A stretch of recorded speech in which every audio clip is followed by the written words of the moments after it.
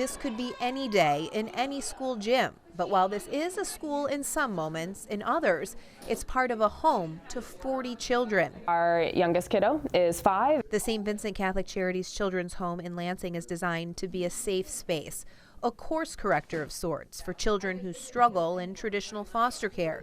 But these days, it's also become a last hope for kids who have no home to go to. It is very sad to see that this is sometimes kids' landing spots. They have experienced stress and chaos that has been so far out of their control in their lives, and winding up here is hard. And while workers and volunteers at St. Vincent's do their best to give these kids a normal childhood, On the weekends, they do fun things like go to the movies, go roller skating. Program Director Alicia Christie says the goal is never to keep the children here too long. We do not want kids to feel like they are growing up within this institutionalized setting. But according to foster home licensing manager Stephanie Stanley, the number of foster children is on the rise and the number of foster families is declining.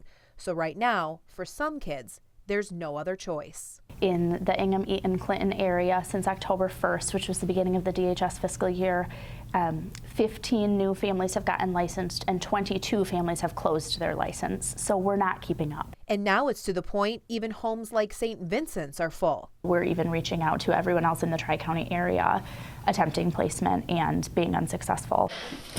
Mom doesn't like to lose. That's why finding more foster homes like this one are essential. Christopher Mumby and his family have opened their home to foster children for the last 18 months. It's very rewarding and very challenging. And while the Mumbys usually only take in older kids, right now it's children under the age of 10 who are most in need of a place to stay.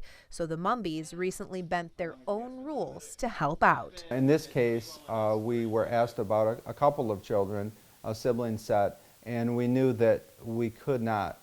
We weren't prepared to take care of them. But they didn't find a home for them, and they called us again the next day about just taking one of the children, still outside of our age range. But in this case, we made the decision, yes, we will do it, and it turned out okay. Even up to the last moment, up to this point, St. Vincent's has been able to find a place for all children to stay.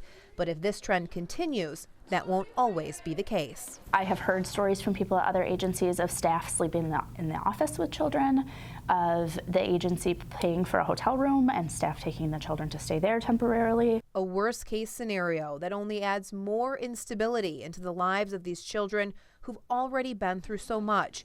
Children who only have one wish: to be loved and to feel safe and to have a real home. When there just is an absence of that, it's really tough to see a kid just become hopeless and just defeated in some sense. Here for you in Lansing, Lauren Thompson, 6 News.